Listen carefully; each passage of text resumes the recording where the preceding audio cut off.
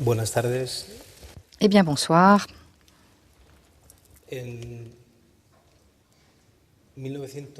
En 1939-1940, lorsque... Est-ce que l'on peut éteindre les lumières, s'il vous plaît? Si l'on peut éteindre les lumières... Un écrivain autrichien, Robert Musil, écrivait l'un des livres les plus fantastiques de la littérature du XXe siècle, qui porte le titre de L'homme sans attributs. Et dans ce recueil, dans ce livre, le personnage principal, le personnage fondamental du livre, Ulrich, dans l'un des chapitres, eh bien, Ulrich voulait créer, à partir du pouvoir, créer un ministère de l'âme et de la précision.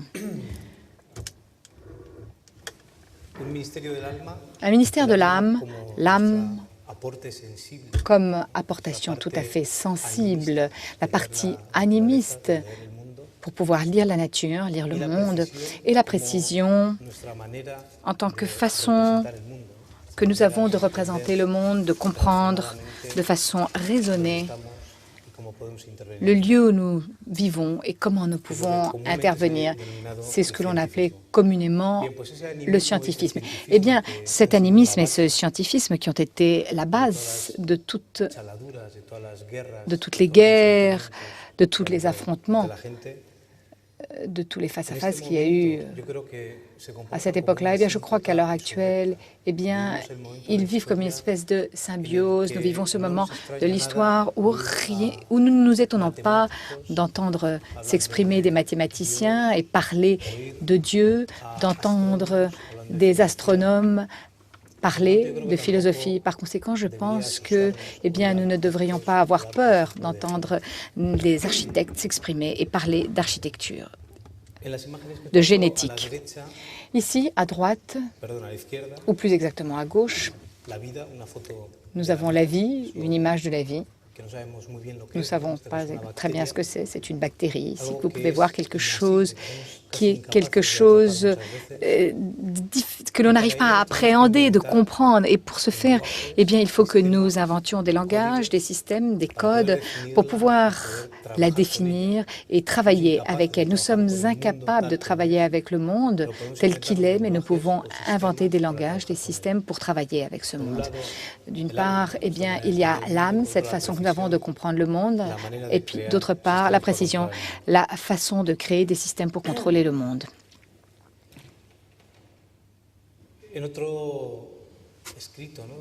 Dans un autre livre du XXe siècle, je crois que le XXe siècle, justement, en dehors de ces atrocités, a laissé un héritage fantastique en matière de pensée. Et ici, il s'agit d'un Français, Jacques Monod, qui, lorsqu'il écrit son livre sur le hasard et la nécessité, aux alentours de 1970, un livre qui est tellement encore présent, tellement réel. Le hasard est également comme élément de cette vie, de ce qui, justement, ce qui se passe devant nous, qui passe devant nous et que nous sommes incapables de contrôler, et la nécessité en tant qu'action, l'action que l'on peut appeler également la fonction, le fonctionnalisme, la fonctionnalité, l'action qui arrive à arrêter ou à attraper à un moment donné ou geler cet hasard qui nous échappe.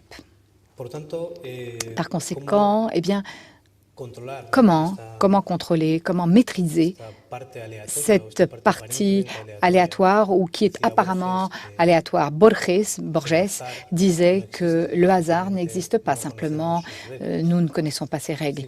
Et enfin, comment arriver à travailler avec cet élément si exaltant qui se produit dans nos vies et qui est si présent, et même au cours des matchs de foot. Comment faire en sorte que cela soit maîtrisable, contrôlable et que cela devienne un instrument de travail, un outil?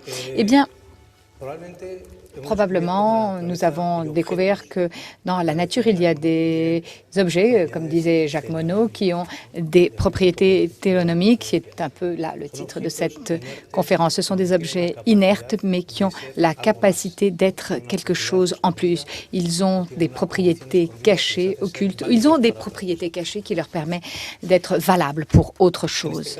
Et dans ce cas-ci, Eh bien, à gauche, nous avons un grain de sable, un grain de silice que, vu au microscope, c'est presque du sable de la plage, mais qui a une propriété d'être excitable lorsque l'on fait passer un courant électrique. Il peut se comporter d'une façon très précise lorsque le courant passe ou qu'il ne passe pas, ce qui fait en sorte que nous puissions travailler avec cela, avec cette propriété qui existe dans la nature, dans cet élément, grâce à un langage que nous avons inventé, un code que nous avons appelé binaire, avec lequel fonctionnent toutes les choses que nous avons, en tout cas moi, en tout cas toutes celles que j'ai autour de moi à l'heure actuelle. Cette propriété est une propriété téléonomique.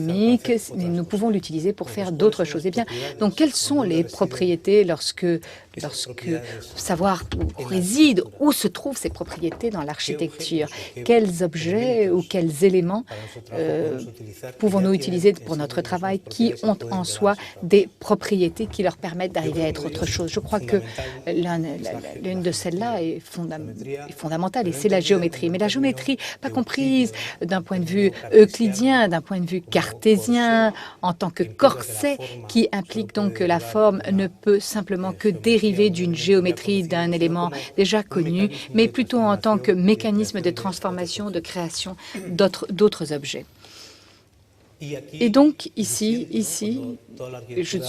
lorsque je dis que toute l'architecture ultramoderne, tous ces éléments que nous avons vus au cours des années 90, des blobs et des formations qui travaillaient avec le terme de topologie, comme si c'était quelque chose de plus important que la géométrie. Je crois que la topologie est simplement une partie de la géométrie dans laquelle la distance est très importante, simplement la transformation de la forme. Par conséquent, il me semble que la géométrie englobe en fait tous ces objets qui apparemment essaient de sortir de cette géométrie. Eh bien, notre travail tout au long de ces 20 dernières années a consisté justement à procéder à cette recherche, essayer de comprendre que l'architecture n'est pas quelque chose qui est généré a priori, probablement elle n'a pas de forme. Probablement, en n'ayant pas de forme, nous ne savons pas non plus très bien si elle a des règles d'utilisation très bien définies. Et par conséquent, c'est donc une sorte de point de départ sur une idée, sur un objet, sur un système, un catalyseur qui crée un processus de travail qui nous mène quelque part. Ce qui signifie donc que si nous ne savons pas comment c'est, probablement pour le raconter ou pour découvrir ses propriétés de chaque endroit, de chaque lieu ou de chaque intention qui est la nôtre, eh bien, nous avons besoin de savoir quel est le langage qui le raconte, qui le narre. Nous devons découvrir comment le raconter, comment le transmettre pour que quelqu'un puisse comprendre et même le construire. Et cela est voilà une partie de nos langages. À gauche, eh bien, à la place du désert dont je vais parler maintenant, et à droite, le langage pour raconter la ville olympique de Paris pour l'année 2000-2012.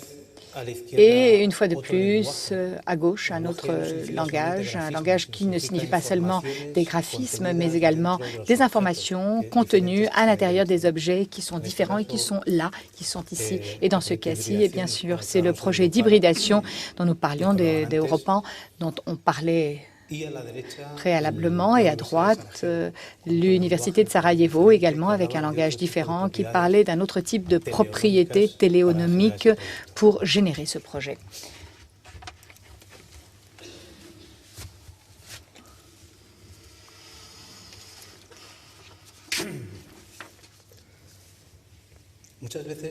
Souvent,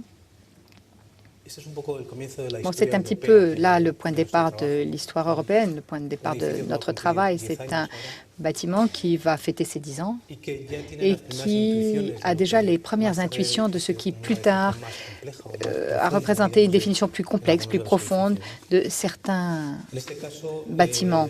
Dans ce cas-ci, il s'agit d'un projet pour un petit immeuble, un petit édifice, une garderie d'enfants qui est partie de la définition pour savoir comment placer des enfants de 0 à 3 ans dans un bâtiment dans lequel, en raison du comportement de notre société actuelle, vont se trouver ces enfants, donc sans leurs parents, de 9 h du matin jusqu'à 8 h du soir. Eh bien, nous pensions que c'était là la création d'un lieu dans lequel où on se trouvait un peu à mi-chemin entre ce qu'est la famille, puis la société, un lieu qui a beaucoup de points communs avec la poche du kangourou, la poche du marsupial, un lieu qui n'est pas à l'intérieur parce qu'il n'est pas à l'intérieur de la mer et il n'est pas non plus à l'extérieur parce qu'il n'est pas complètement hors de la mer. Il a donc deux éléments, deux circonstances, deux conditions. D'une part, c'est d'être protégé à l'intérieur de la poche marsupiale, dans la peau, sentir la chaleur, la lumière, une sorte de sensibilité ici, ou se trouver dehors, également protégé, mais également en contact avec la nature. Ces deux propriétés étaient donc deux éléments que nous voulions intégrer. Nous ne savions pas très bien comment, quelle forme de bâtiment, d'édifice. Et l'autre était une condition beaucoup plus directe. Penser qu'un enfant ou quelqu'un doit apprendre où il apprend dès le plus jeune âge. Quel est le paysage qui lui appartient, auquel il appartient, quelle est la topographie, quelle est la différence topographique, quelle est sa différence de ce lieu vis-à-vis des lieux qui ne sont pas sa maison. Et voilà les montagnes du Pays Basque. Et donc pour moi, c'était très important que ces enfants qui venaient de Bilbao jusqu'à Sondica pendant 1 heure en notre bus arrivent à reconstruire un peu dans ce bâtiment que nous allons construire, cette topographie, ce lieu un peu accidenté. Eh bien, voilà. Ici, c'est comment démarre un peu beaucoup de façons de travailler, apparemment très primitives, mais également très précises, un Bristol un peu avec lequel on commence à avoir l'intuition de ce qu'on peut faire, quelque chose qui pourrait être le toit. Donc un relief de ce toit qui va changer avec chaque salle de classe, avec chaque programme, et que les enfants, selon ce que disent les professeurs, sont capables de reconnaître à tout instant. De sorte qu'ici, nous avons une pièce assez petite, 500 mètres carrés, avec 5 salles, une zone réservée à la sieste et au repas et une zone réservée aux enseignants, aux professeurs. Donc ces salles fonctionnaient toutes comme une sorte de diaphragme, de sorte que le programme même de l'édifice permettait de s'ouvrir et de se fermer, d'être modifié en fonction des besoins. Une façade à l'est, avec donc le soleil du matin qui rentre, qui apparaît, qui rentre dans les salles de classe où travaillent les enfants le matin, une façade à l'ouest avec le soleil de l'après-midi un peu plus chaud, un peu une lumière translucide, pour éviter les regards dans la zone de la sieste, réservée à la sieste. Et pour que tous les enfants soient en contact avec la nature, qui était vraiment ouverte sur toutes les saisons, eh bien, toutes les toilettes étaient là contre la façade et permettaient de donner sur l'extérieur. Donc, finalement, c'est une question... La question, c'est une question d'échelle, la taille des choses, n'est-ce pas, et faire sentir à un enfant qu'il est lui-même le propriétaire du bâtiment, que c'est lui qui commande dans ce lieu, que tous les objets qui existent eh bien, ont une petite taille, mais que pour lui, c'est la taille, la bonne taille adaptée. Donc, que les fenêtres, que les sources d'eau eh bien, soient à la portée de ses yeux, que tous les éléments qui se trouvent en dessous d'1,25 m soient des éléments reflétants, réfléchissants, ce soit des miroirs où ils sont lavables, où ils sont plus mous, où il n'y a pas de menuiserie, donc on peut voir plus à l'extérieur. Et dans ce cas-ci, eh bien, les salles avec ces diaphragmes mobiles et le regard avec les toilettes qui ouvrent sur l'extérieur. Et voilà donc l'image que je voulais, n'est-ce pas? Un lieu où les enfants eh bien, quittent leur maison et peuvent être pratiquement dans leur maison avec un sol qui est chaud. Ils peuvent être avec leur couche-culotte. Ils voient l'extérieur, mais ils sont bien protégés. Et donc, également, avec cette condition de 5 salles de classe différentes, 5 salles avec chacune sa géométrie propre, différente, pour que les enfants, eh bien, curieusement, tout au long du temps, racontaient, les professeurs, ils racontent comment ils rentrent en courant dans une salle et ils s'arrêtent pour regarder le plafond pour voir, ils savent reconnaître si c'est leur salle ou non. Dès la toute petite enfance, ils savent contrôler, ils savent maîtriser l'espace de leur propre salle de classe. Et puis ici, des éléments un peu d'échelle. Ici, on peut voir les portes que nous avons réalisées pour les enfants pour qu'ils puissent sortir eux-mêmes tout seuls à l'extérieur par les toilettes et que les professeurs aient pratiquement à les poursuivre comme une espèce de jeu, donc avec ce bâtiment, cet édifice, mais proche des enfants, très proche des enfants. Et donc, ici, vous voyez l'intérieur, la partie à l'ouest occidentale, donc avec un matériau qui est assez connu, mais assez commun. Donc les sols ici changent toujours de couleur selon le programme. Jaune, c'est pour dormir, vert, c'est pour jouer, rouge, c'est partir, rentrer chez soi, c'est le couloir, bleu, c'est interdit, les professeurs. Et ici, cette salle qui est donc la salle où les petits prennent leur repas, où ils dorment. Et finalement, et donc cette condition, cet élément, qui consiste à penser que dans un espace si petit, si fragmenté, il peut y avoir une certaine unité, mais je ne sais pas si on appelle ça une unité, une cohérence, en tout cas de l'apparence de l'édifice, bien que à l'intérieur, il y ait comme une multitude d'objets qui passent, et il n'y a pas pourquoi on ne devrait pas ne pas les montrer, faire en sorte qu'ils deviennent pornographiques vis-à-vis de l'extérieur. Et finalement, les éléments d'échelle, ici, cet édifice, ce bâtiment semble être grand, mais en réalité, il est très petit simplement parce qu'il dialogue avec des objets qui ont une échelle à la hauteur des enfants, parce que les fenêtres sont à 1,25 m du sol. Donc, le bâtiment a une condition élastique dans la perception de ceux qui y habitent, qui y résident. Et donc, pensez également que les bâtiments ont une condition, un élément qui... Bon, enfin, moi j'aime bien me souvenir d'une phrase de Wolfgang Goethe, qui, bien qu'il était allemand, avait une certaine sensibilité. Et il disait toujours que seules les personnes peu aimables et antisociales parlent de monumentalité et de paysage. C'est quelque chose qui m'a toujours touchée. Parce que, oui, moi j'aime parler, j'aime bien dire que les choses, les objets que nous créons ont un certain pouvoir iconique, pas forcément monumental, mais dans une certaine mesure pour alimenter l'esprit rêveur ou l'esprit de progrès de la population. Et pour moi, cela, vu dans les montagnes, pouvait être quelque chose, une sorte d'iconographie, un monument à cet espace consacré exclusivement aux enfants.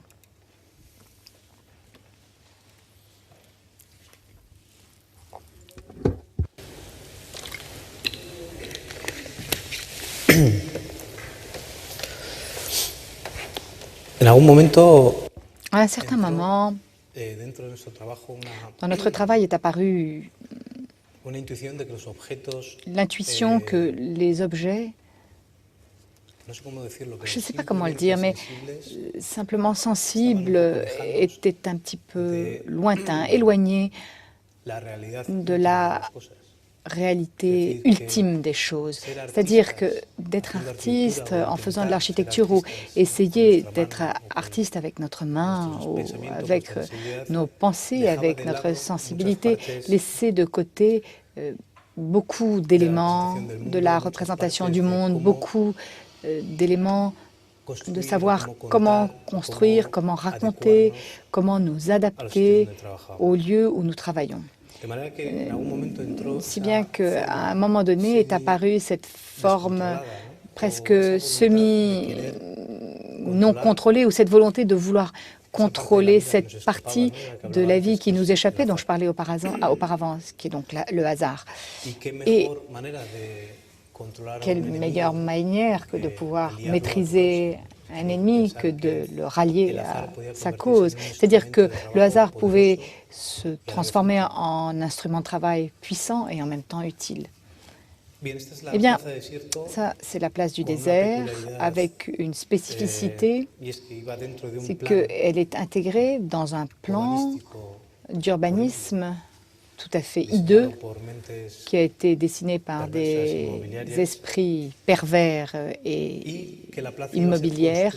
Et donc la place devait être construite avant les bâtiments, les édifices qui allaient l'entourer. Toutefois, le périmètre de là où nous allions intervenir, de notre intervention, était déjà déterminé. Il était déjà objectif dans cet environnement. Une place qui se situait, au moment où nous avons commencé à travailler sur elle, dans les anciens hauts fourneaux de Biscaye. Un lieu qui, bien que si je voudrais vous le raconter, je serais incapable de vous le décrire. C'était plein de tubes d'acier dans l'air qui emportaient de l'oxygène, de l'acide sulfurique. Il y avait des flaques d'eau, des arbustes qui poussaient un peu partout, sans aucun ordre, de rails de train à abandonner, des traverses. Et toutefois, dans tout ce chaos, cet abandon, il y avait quelque chose d'absolument sublime, c'est qu'il y avait une atmosphère d'ordre.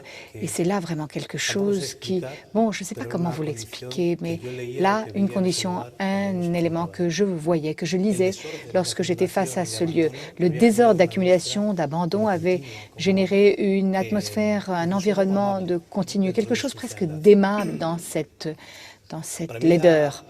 Et pour moi, la façon de traduire cela et de faire que l'histoire puisse vivre à travers ces objets, que la mémoire survive à travers ces objets, était de savoir si nous allions arriver à garder cette atmosphère, raconter aux gens, aux enfants, la vie de cet endroit, à savoir dans l'avenir, qu'est-ce qui avait été là auparavant, sans tomber dans le kitsch, reproduire des images de façon directe.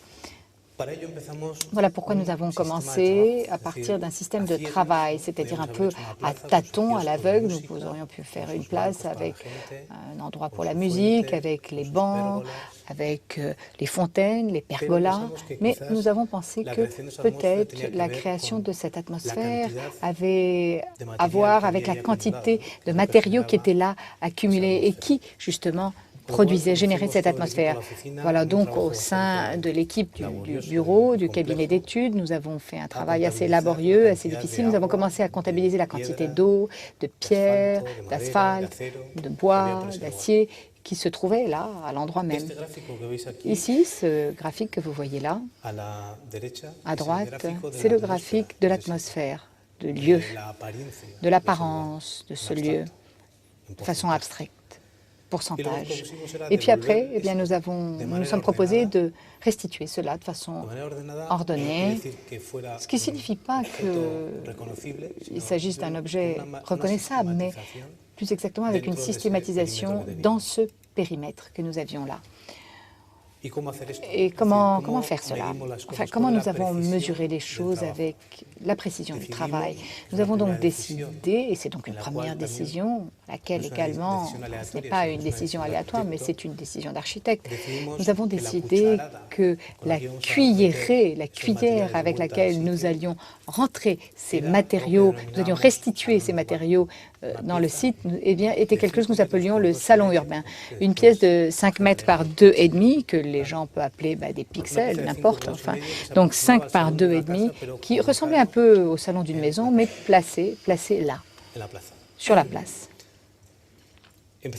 Donc nous avons commencé à fragmenter cette place avec tous ces numéros, ces chiffres que l'on pouvait entrer. Nous avons commencé à placer de façon ordonnée toute la quantité de matériaux, l'eau, la pierre, etc., en voyant, en remplissant un peu tous les trous de cette place, les trous qui restaient. Ce qui fait que nous avions, nous avons réussi à mettre tous les matériaux de façon précise, là, et nous avons commencé à voir quel était le rapport que ces matériaux allaient avoir avec les conditions sensibles de l'environnement, un peu à travers la précision, l'âme, ou la sensibilité, la lecture d'un lieu. Le bruit, n'est-ce pas? Ici, ce sont des tours de 10 étages, ces sortes d'îlots que vous voyez fermés. Le bruit qu'allait provoquer le trafic roulant, également l'ensoleillement au cours de l'année, la quantité d'ombre et où est-ce qu'elle allait être reproduite sur cette place, les aspects visuels, les axes qui nous obligeaient de maintenir le plan la planification un peu et que l'on devait donc respecter. Les accès des véhicules de pompiers, il y avait des accès où devaient pouvoir passer les véhicules des pompiers, ou les quantités, ou le vent, comment il allait rentrer, comment il allait être orienté. Donc nous avons mis en contact ces deux pièces avec des relations directes, avec des rapports directs, et puis là encore une autre précision du point de vue architectural.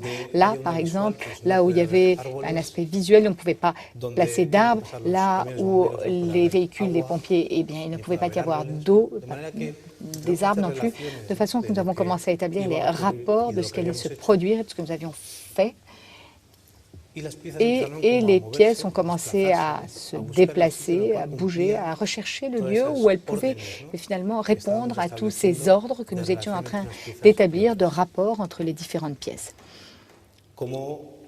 Comment, pour que chacun de ces matériaux, nous faisions l'exercice de façon indépendante, comment en les réunissant, nous voyons comment ils coïncidaient, ils s'emboîtaient. Et les pièces ont commencé à se mélanger, il y avait des objets qui apparaissaient, ou des pierres et des éléments boisés, ou du bois et du sable, ou des lieux où apparaissaient les éléments à l'état pur. Et notre travail a consisté à faire en sorte un peu de décrypter, déchiffrer un peu ce qui s'était produit avec notre travail de constructeur. Enfin, que signifie un lieu où sont mélangés la pierre et le bois? Et commencer un peu à élaborer, à construire cette place en ordre, ordre par ordre, c'est-à-dire un lieu où sont mélangés les graviers et le béton, et en donnant une sorte de codes de construction qui vont former cette place. Par conséquent, ce n'est pas une place type normal parce qu'elle n'a pas une dimension de place. Ce n'est pas non plus un parc parce qu'il n'a pas la dimension d'un parc, ce qui ne nous permet pas d'avoir ces micro-espaces qui dialoguent entre eux. Et là, toute une création, une apparition de lieux qui n'avaient pas de propriété d'utilisation. Ils n'avaient pas l'indication de l'architecte qui dit ici, eh bien, il faut chanter, là, il faut écouter, ou là, il faut jouer avec les petits canards. Et finalement, la traduction était également avec ce travail de jardinage, en fait, en essayant de le fonder sur les sensibilités, comment cacher, avoir des lieux privés, moins privés, qui étaient également intégrés dans ces pixels, comment traduire ce qu'est le bois plus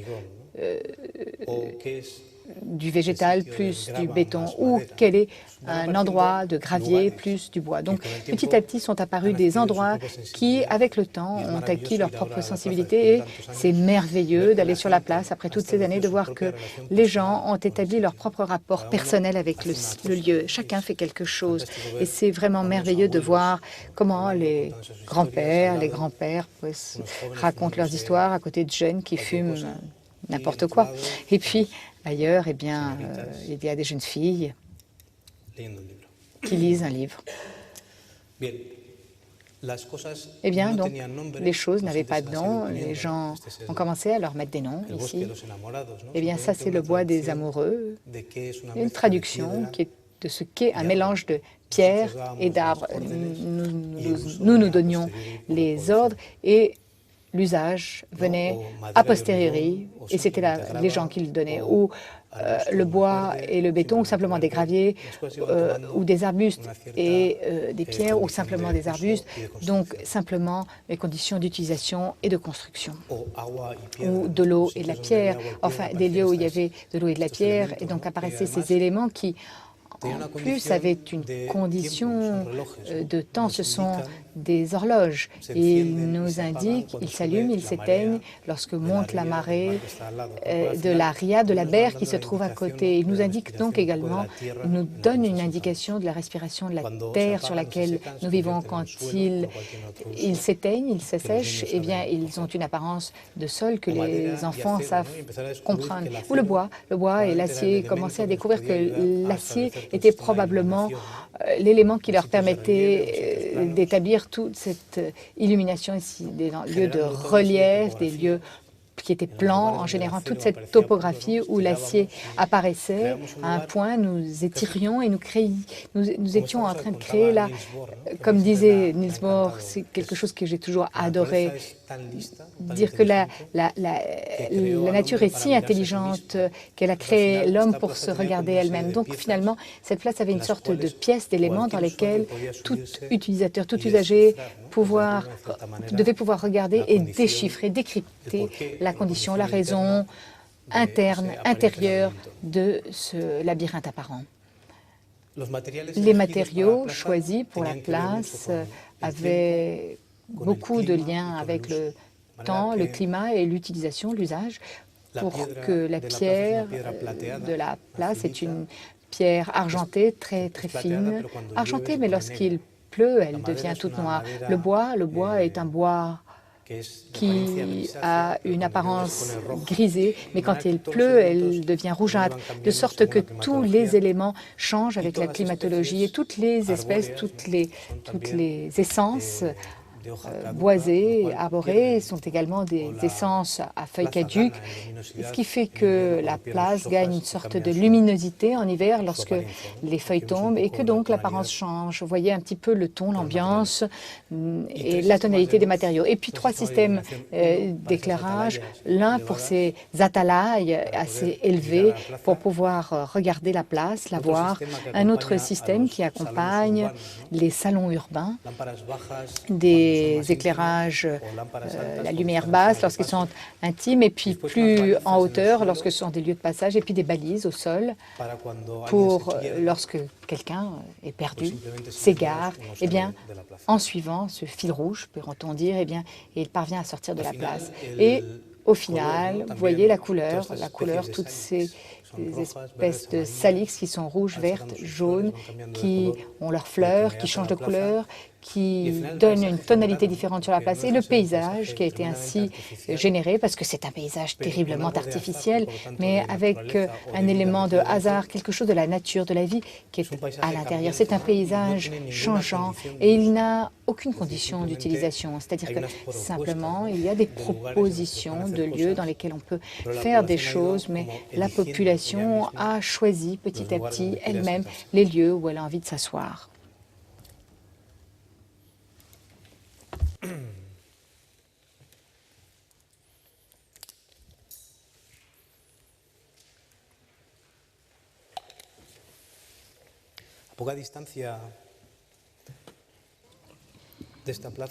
Pas loin de cette place que vous voyez ici, voilà, avec un même plan délimité, fermé, où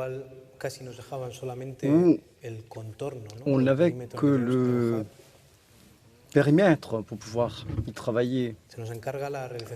On nous demande de faire un stade de foot de 12 000, 13 000 personnes pour une équipe de 2e division.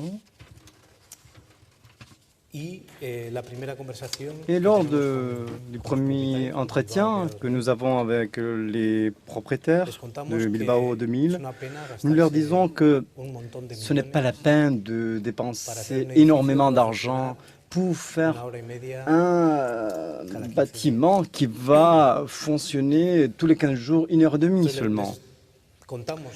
Nous leur disons, nous essayons de les convaincre en leur disant qu'il faudrait qu'il y ait plusieurs mini-bâtiments qui soient mis en location, qui soient utilisés d'une façon partielle par différentes personnes qui voudraient bien louer ces différents bâtiments. Et la deuxième chose que nous leur disons, d'un point de vue plus personnel, c'est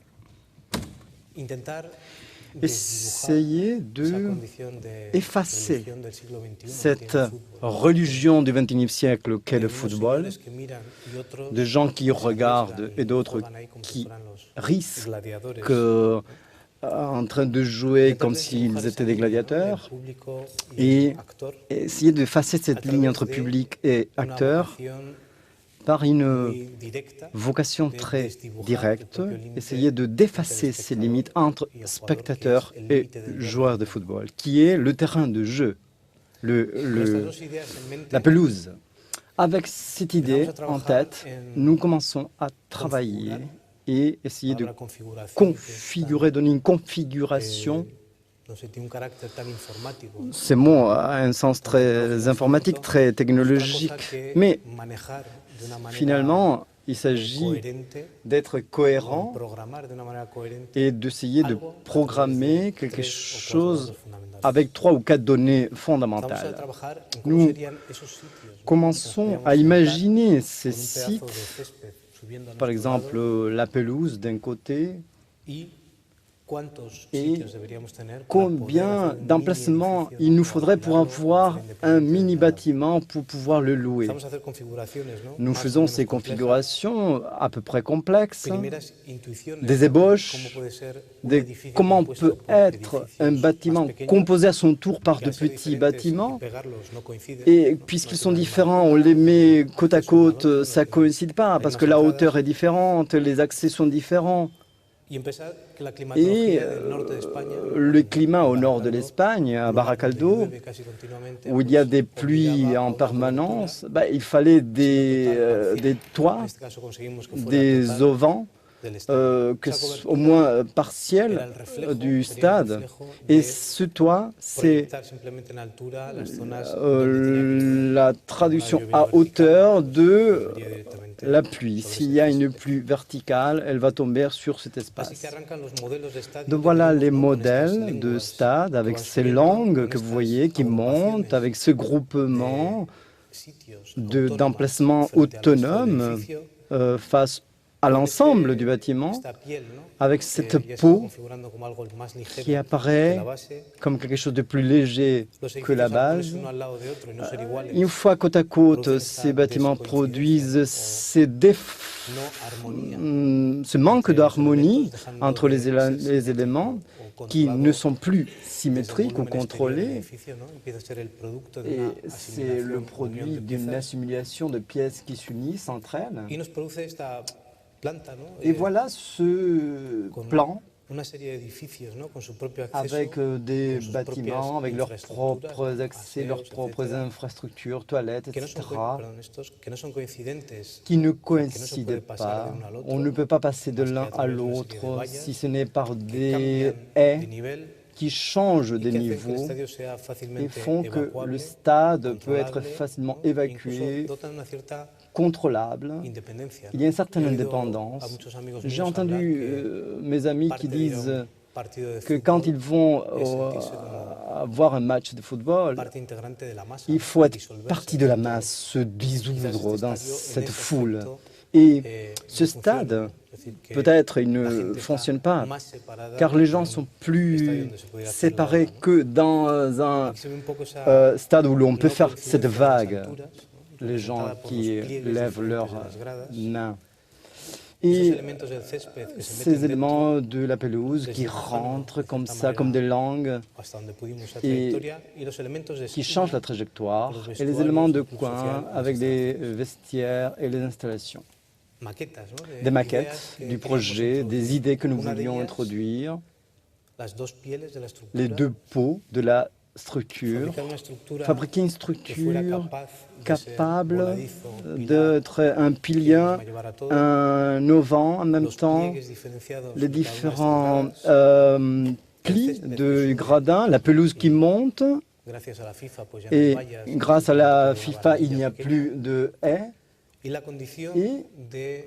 cette condition selon laquelle on vient en aide du footballeur. Ce n'est pas lui qui nous aide à être content, mais c'est nous qui l'aidons à mieux jouer grâce à cette condition multicolaire qui pourrait penser que le stade il est complètement rempli.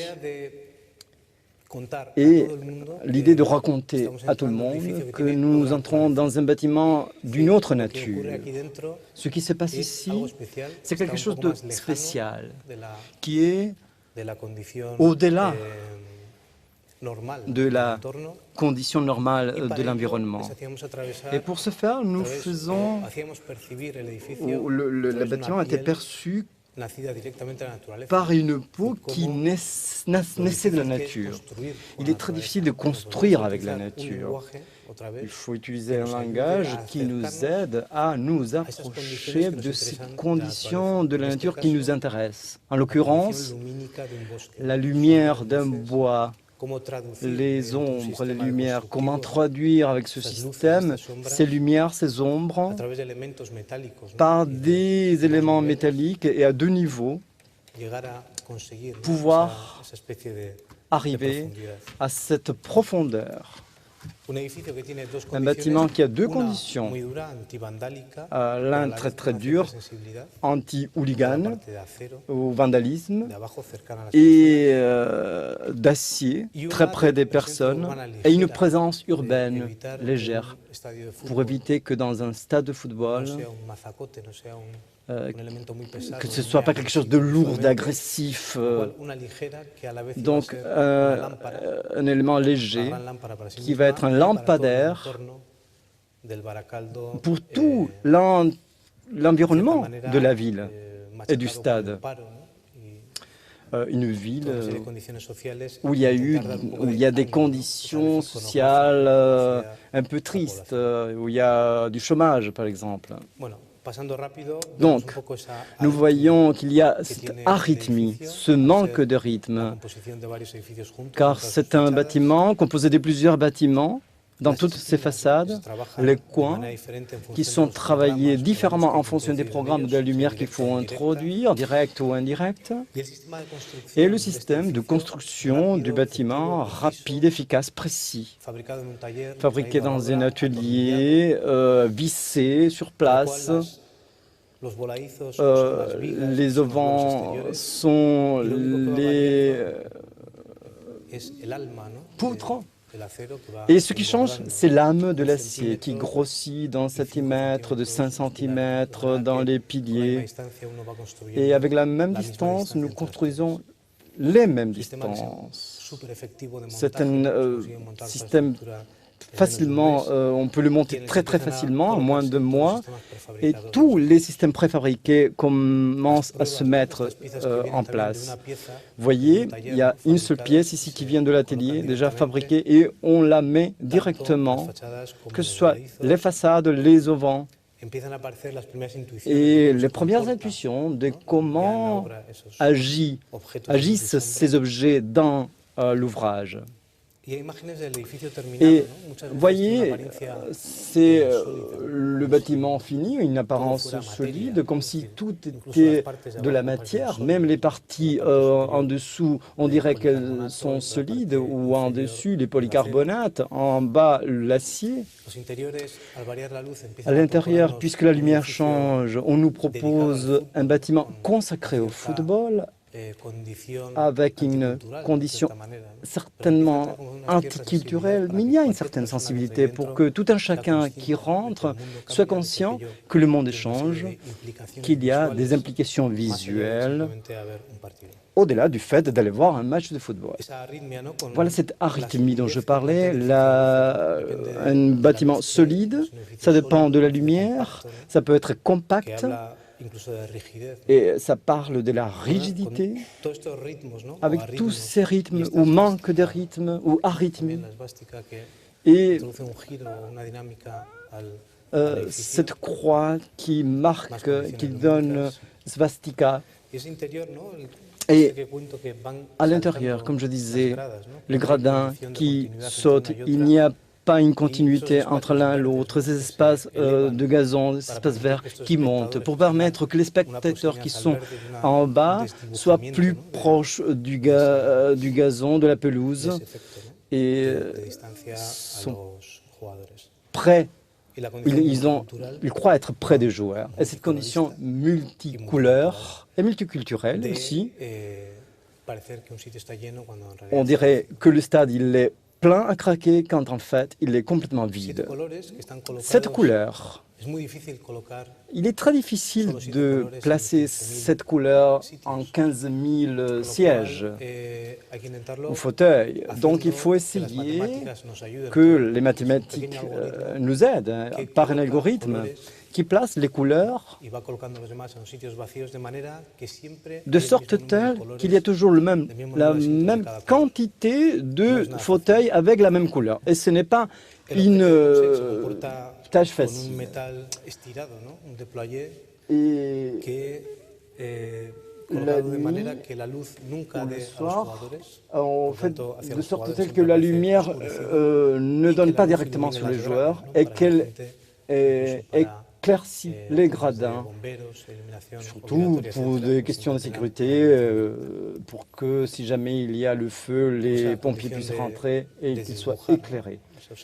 Donc ces éléments qui montent dans les gradins, qui ne sont pas dessinés, comme je disais, un stade solide, des matériaux que nous développons pour ce stade comme le verre, la fibre de verre, le dialogue de notre bois et le bois réel,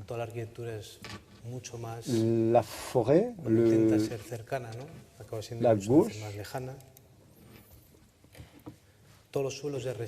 tous les sols de résine, de bois noir. Noir et jaune, ce sont les couleurs de l'équipe locale. Donc nous créons une espèce de psychose pour l'équipe visitante et la perte de poids. Car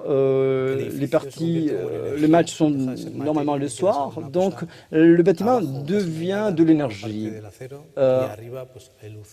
Au-dessus, il y a de la lumière, en bas, il n'y a presque rien. Et il y a nous rentrons dans un autre bâtiment où il n'y a pas de lumière, où la pelouse monte, et il y a une prédisposition à avoir un esprit différent quand on est dans ce stade. Le poids de l'emplacement, un bâtiment qui est construit avant les autres, avant ceux qui sont aux alentours, et en quelque sorte c'est un fer de lance, c'est une espèce de Guggenheim, un objet qui arrive, qui établit, c'est l'être de noblesse, et il encourage la société qui souffre beaucoup du point de vue social. Et le soir, c'est un autre monde, c'est le football, c'est l'énergie, le bâtiment disparaît, si j'ose dire.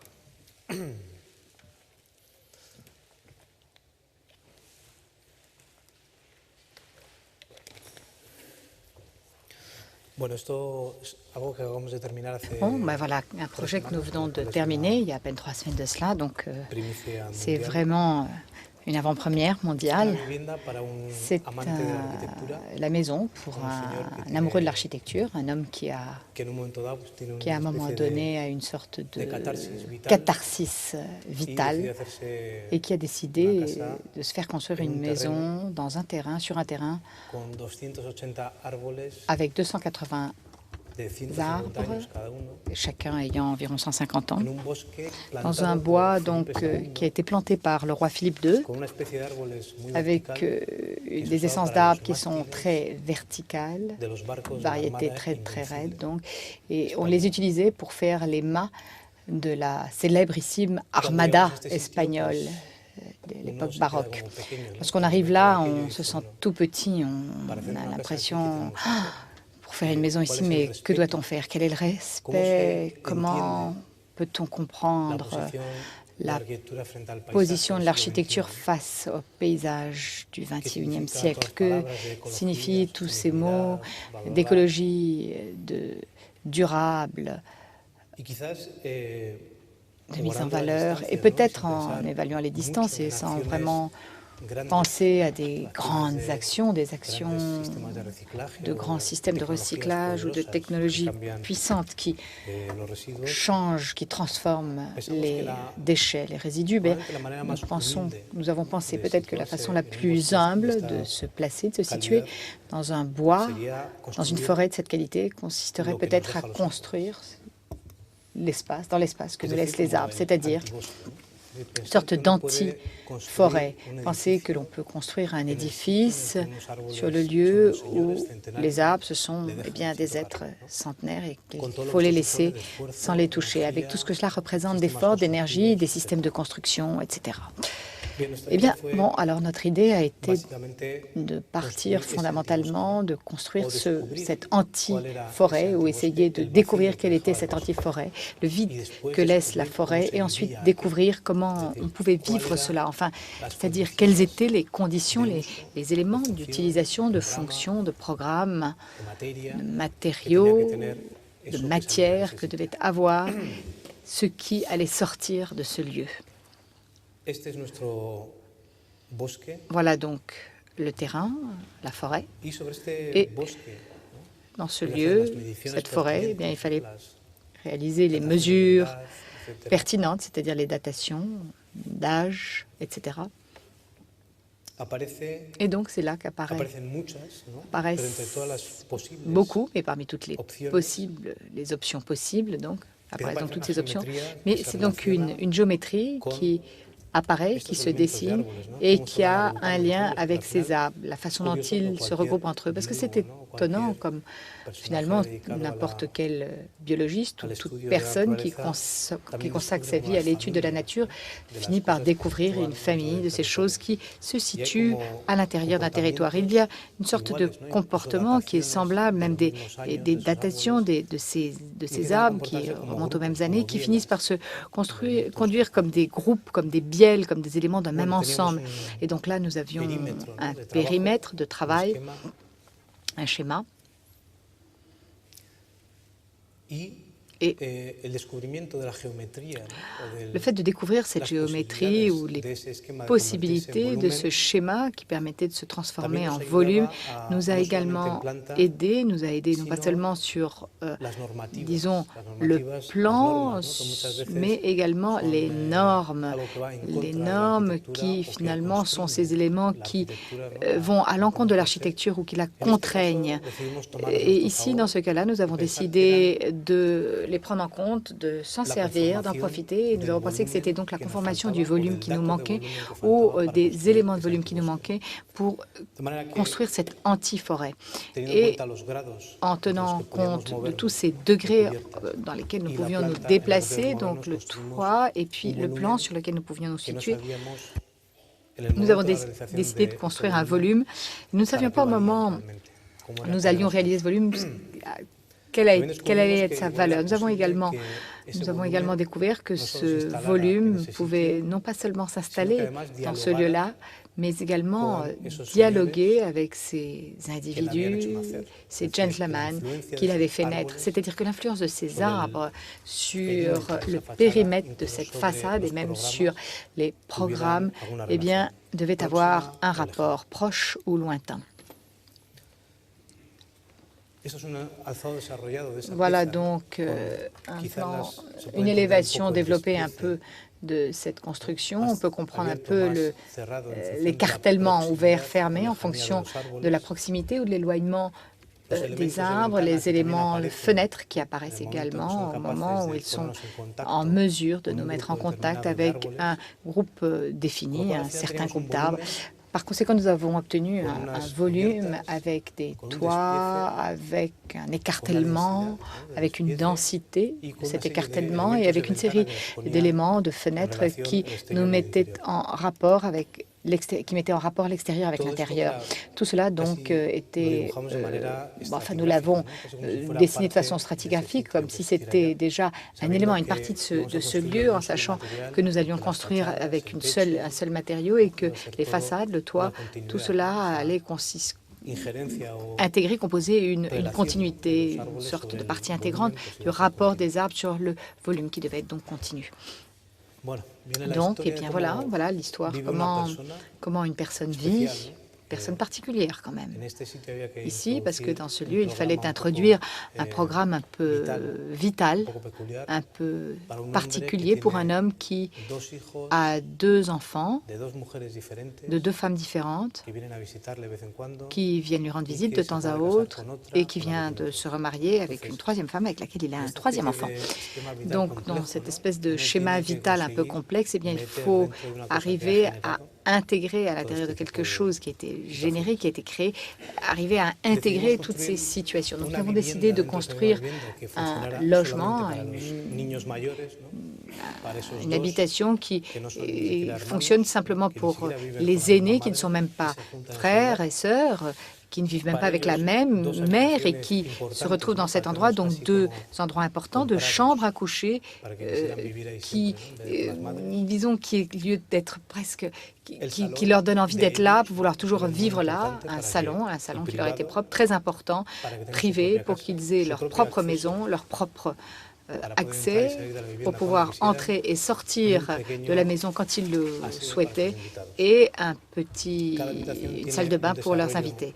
Chaque chambre a également un développement avec sa propre salle de bain et puis ensuite générer une autre maison pour le propriétaire et sa nouvelle épouse qui se trouverait donc à un autre niveau qui commencerait à se déployer dans des niveaux intermédiaires avec un grand salon, un bar. La nouvelle épouse de cet homme est DJ, disc jockey, donc il fallait installer une cabine pour qu'elle puisse passer des disques pour son mari. Donc la chose commençait à se complexifier et donc avec tous ces éléments complexes, eh bien, il fallait déjà commencer à les délimiter. Donc, à un demi-étage en dessous, on arrive à un autre endroit. C'est-à-dire qu'ici, nous sommes face à un amoureux de la vie, sans aucune condition, une sorte de dilettante qui a besoin de son gymnase, sa piscine couverte, une grande cuisine. Il aime cuisiner, donc nous avons une cuisine qui est spectaculaire ici, dans la maison, un office et puis une salle à manger extérieure, un ascenseur évidemment qui relie tous les étages pour le jour où il sera plus âgé. Et puis également en redescendant encore un étage inférieur, la zone la plus privée, la master bedroom, la chambre des maîtres avec son dressing et puis la chambre de sa nouvelle épouse également parce qu'on ne sait jamais, n'est-ce pas? Et donc, les 2 ensemble, eh bien, ils se retrouvent dans cet espace intime, très près des arbres. Ils sont donc les douches. Bien entendu, comme tous les volumes naissent d'un étage différent, avec des conditions d'inclinaison différentes. Aucune pièce, aucune salle de cette maison, aucun de ces bras que vous avez vus n'a la même hauteur ni la même géométrie. Et aucune n'abrite le même programme, de sorte que cela devient une sorte de bras, à chaque fois des bras spécialisés. Chacun a son utilisation, sa géométrie et la façon qu'on a d'y vivre à l'intérieur. Et l'apparence de la maison donc finit par être une partie de ce que la forêt nous a laissé, une partie de ce que nous avons introduit dans la lecture de la forêt et une partie de la réponse fonctionnelle à chacun des objectifs du programme de la maison.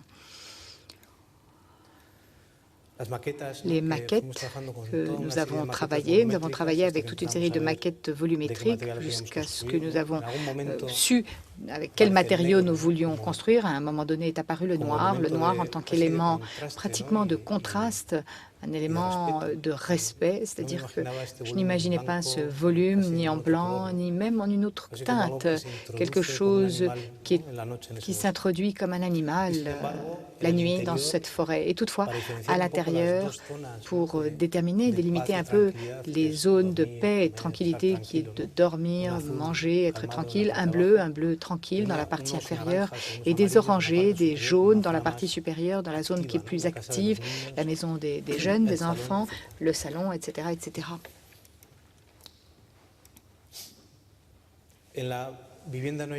Dans cette maison, il n'y a aucune lumière de type traditionnel.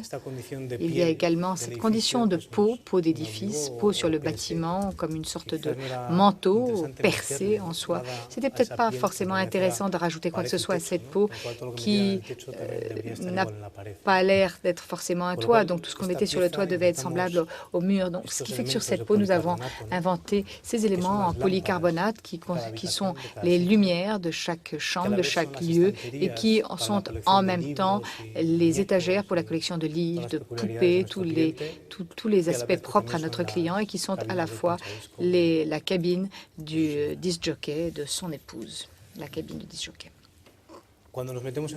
Lorsque l'on rentre dans un lieu qui est vivant, on ne peut pas non plus faire des cimentations et casser les racines des arbres parce qu'on ne sait pas ce qu'on va retrouver. Par conséquent, nous avons essayé de micro-piloter la maison avec des petits plots très petits, des petites tiges de 6 cm qui rentraient à l'intérieur des racines sans les casser, pour les points d'appui à l'arrière également, et laisser tous les endroits, toutes les parties qui rentraient à l'intérieur du bois, le laisser pratiquement en auvent, presque libre, certaines complètement et d'autres pas, et toutes attrapées par une grande poutre qui est donc comme une sorte de pont, une poutre métallique qui est reliée à un mur en béton qui se trouve là. La construction du bâtiment, ici, au milieu de tous ces arbres que vous pouvez voir, avec tous les échafaudages qui sont placés de façon pratiquement impossible, toutes les poutres qui pratiquement se soudent à la présence des arbres, les grandes avancées de certaines pièces dans le paysage pour ne pas perforer ces racineux éléments qui sont là, et puis ici tout l'ensemble de poutrelles, de poutres qui apparaissent ici pour étirer l'ensemble. Et finalement, la maison terminée ici. Le propriétaire vient de se marier il y a à peine 2 semaines. Bien entendu, c'est à la grande joie de sa femme. Eh bien, il y a 2 conditions, 2 éléments importants. L'une, c'est la couleur, l'autre, c'est la lumière. La zone d'accès, en s'identifiant toujours où nous trouvons, la couleur, ici c'est jaune orangé, donc la zone d'accès avec la maison des jeunes, la maison des enfants, filtrée avec ce mur arrière en polycarbonate, la terrasse extérieure du bar, du salon-bar, l'ascenseur que l'on voit là. La pièce qui a été construite avec un basalte noir de Mongolie, qui brille un peu moins que cela apparaît sur la photo, mais qui a un rapport extraordinaire avec les arbres. Il les prolonge, une sorte de trajectoire de leur reflet. Parfois, on a presque l'impression que ça ressemble un peu à cet animal de film Predator qui commence à un moment donné, commence à disparaître dans la forêt à un moment donné sans qu'on le voie. Là, ici, nous nous trouvons à l'accès vers la chambre des jeunes qui se trouve ici sur une porte latérale. Et voilà donc les 2 chambres à coucher au milieu des arbres, le salon et la terrasse des enfants, des petits. Voilà ici le salon des enfants avec cette pièce en polycarbonate. Comme je vous racontais, c'est déjà un élément de lumière de l'endroit. C'est là où se trouve la télévision, où se trouvent les livres, les poupées, la zone de jeu, la sortie, l'accès à la terrasse et même ce pli des petites toilettes invitées. L'orange, toujours présent, surtout l'étage supérieur. La sortie vers cette pièce des enfants avec la chambre de la fille aînée qui est un peu en avancée. Donc ici, la gouttière qui reprend toute l'eau qui tombe du toit.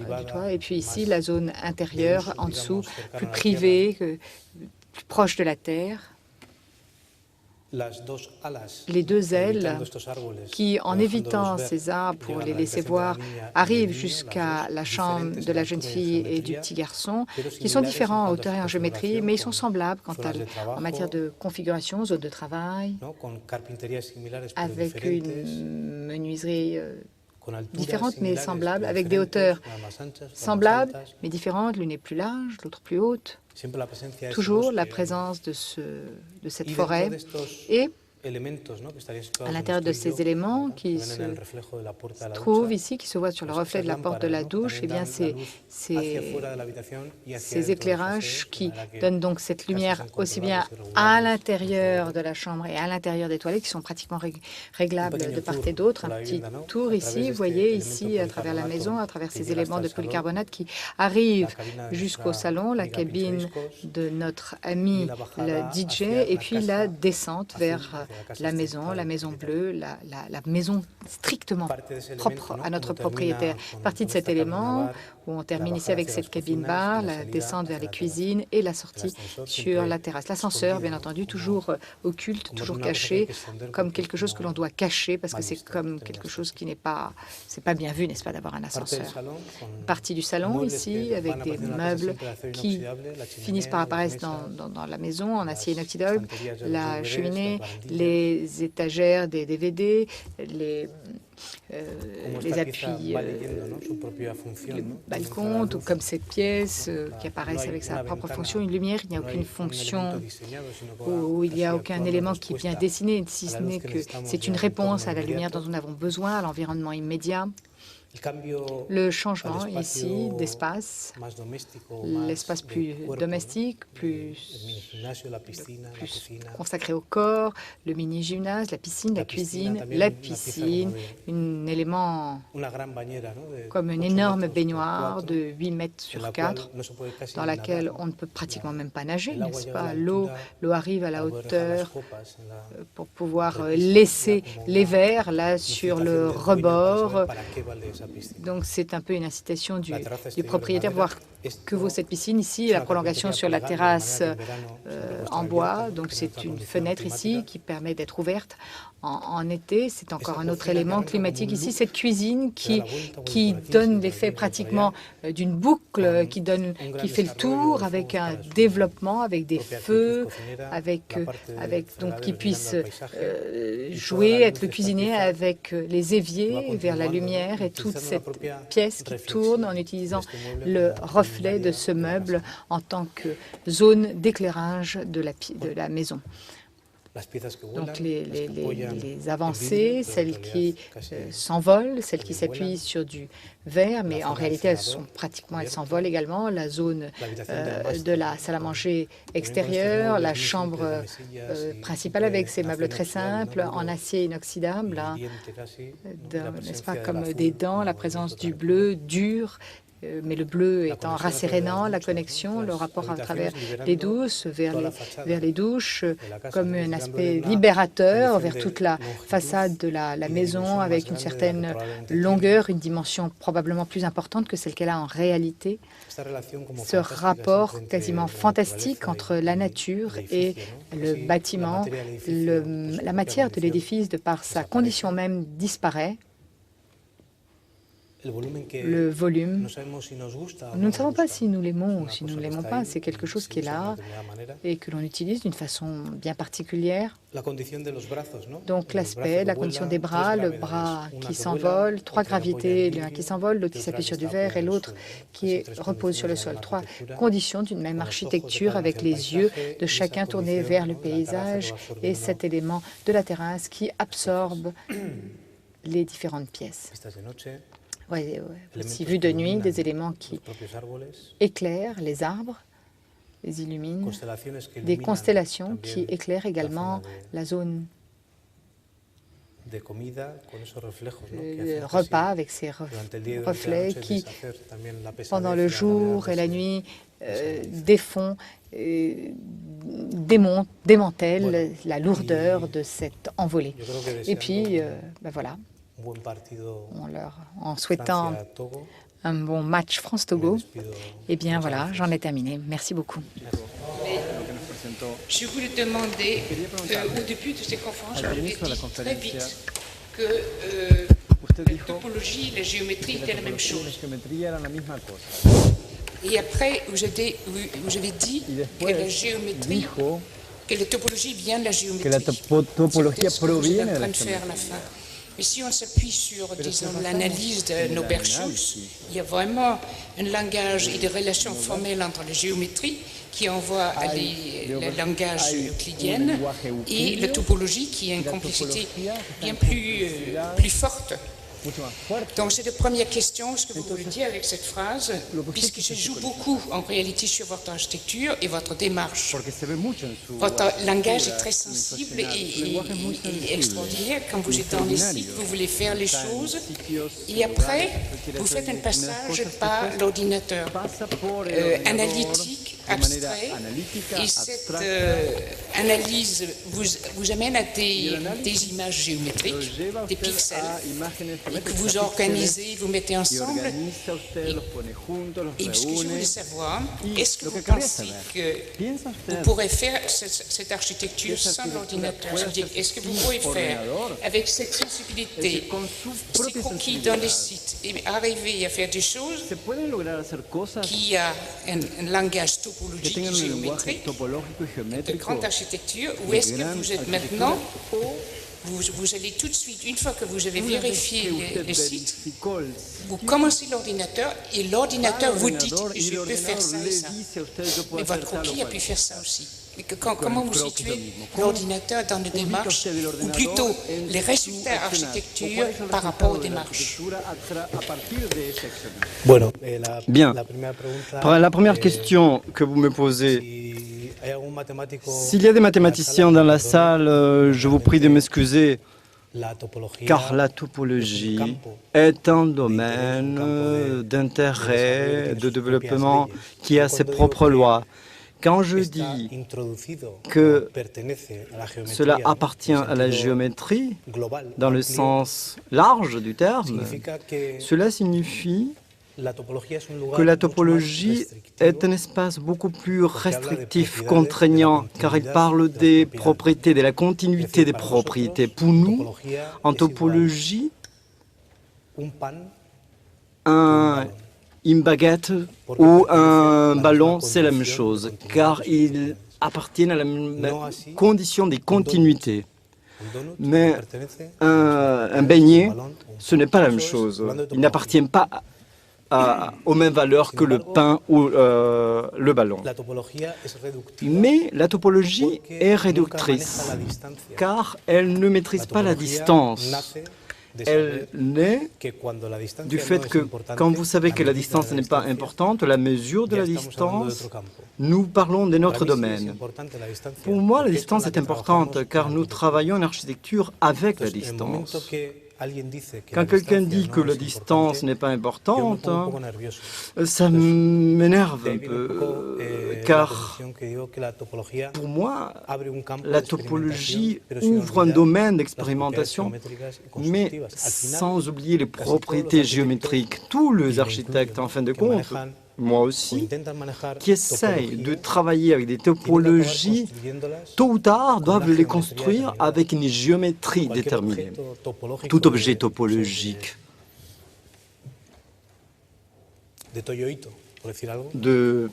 ne sais pas quoi, tout objet de Toyo Ito, il finit par être construit avec des poutres, avec des systèmes constructifs qui peuvent être mesurés. Ce sont donc des objets géométriques. Donc ce saut entre les concepts de la topologie et la construction de l'architecture, ça m'énerve un peu parce qu'on dirait que les choses sans forme ont plus de valeur que les choses avec forme, et ce n'est pas vrai. Je ne sais pas si je réponds à votre question.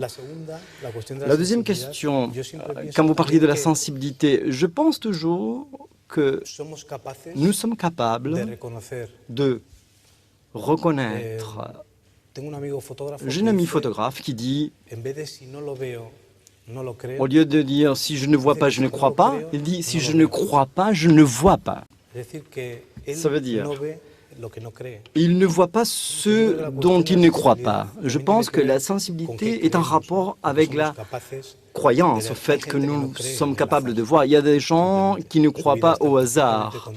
La vie est contrôlée et dirigée, et le hasard, c'est une affaire de fous, ma foi, qui sont là complètement, qui ont perdu la tête. Moi, je crois dur comme fer dans le hasard. Je pense que la sensibilité est un élément qui nous permet de travailler avec les choses qui ne sont pas contrôlées. Par conséquent, comme il y a des choses qui ne sont pas contrôlées, il faut trouver la façon de les contrôler. Et ceci n'est pas du contrôle. Mon travail, à un moment donné, ma main ne peut plus contrôler la précision du travail. Malheureusement, je vous dis, cet appareil a beaucoup plus de précision que ma main. Et pour faire les choses que je fais et les construire telles que moi je voudrais les construire, mais, ma foi, j'ai besoin de cet outil.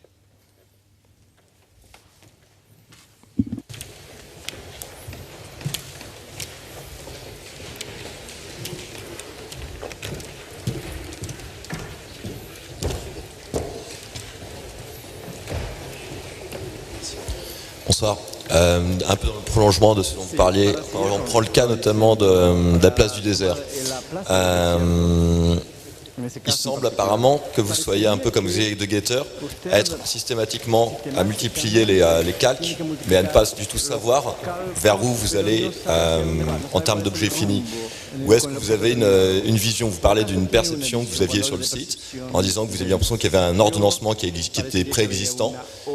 Est-ce que vous saviez, au-delà de la question des salons urbains, vers où vous alliez lorsque vous avez commencé à travailler?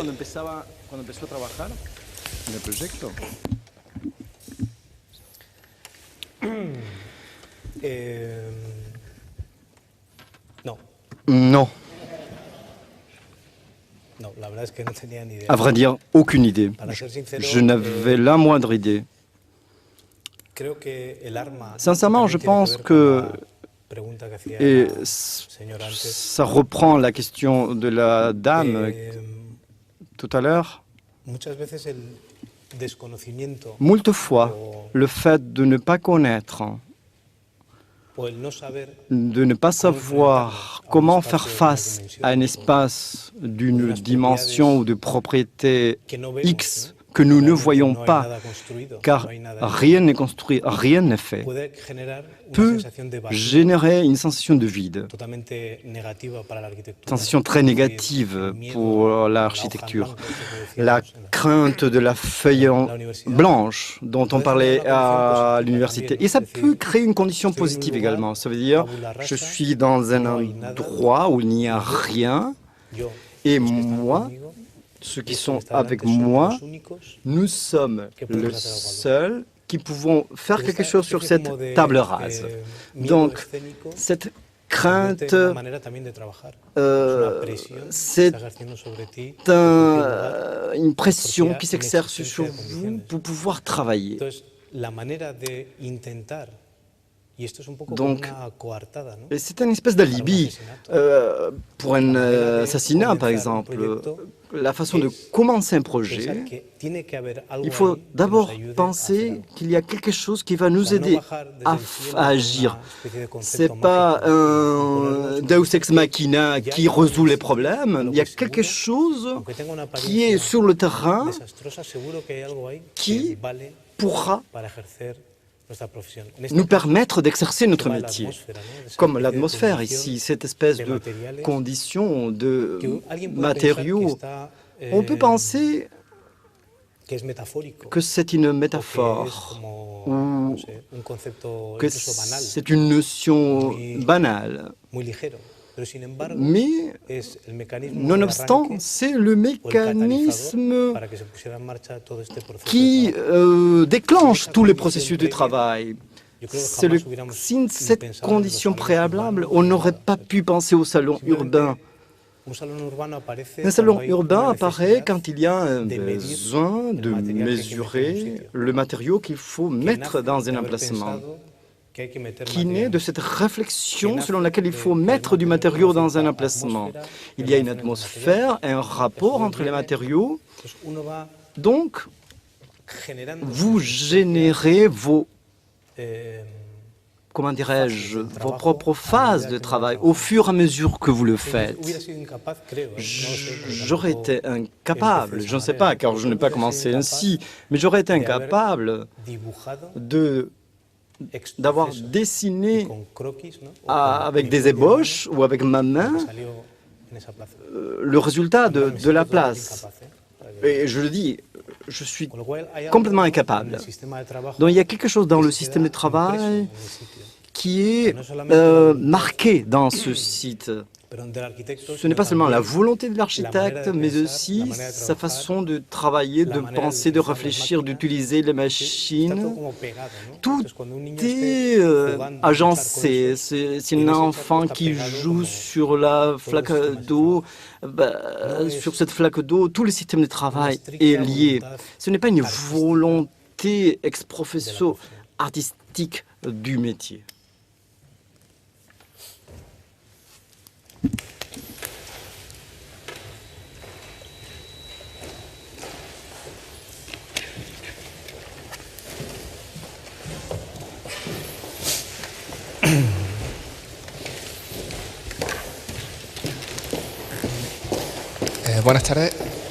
Bonjour. Eduardo, à l'ouverture de la conférence, vous avez parlé d'un projet à Baracaldo qui a gagné l'Europan, d'un concours. Et je voudrais te demander, qu'est-ce qu'il y a derrière un projet qui n'a pas vu le jour? Je répète, ce projet qui a gagné l'Europan à Baracaldo, qui ne s'est pas concrétisé car il y a eu des problèmes avec la mairie, qu'est-ce qui te laisse dans ton esprit un projet qui n'a pas vu le jour? C'était ça la question. Bien, un très bon ami, pour utiliser les propos de une tierce personne, car je ne saurais pas répondre en nom propre, un réalisateur de cinéma, Julio Meden, espagnol, qui fait de films un peu bizarres. Il disait que quand il a fait son troisième film, qui n'a pas été une réussite, il dit, mais qu'est-ce qui s'est passé? Je ne sais pas, je n'ai aucune idée, mais ce film est vivant et l'autre n'existe pas. Je ne sais pas si c'est une réponse cohérente, mais c'est ce que je pense au moins.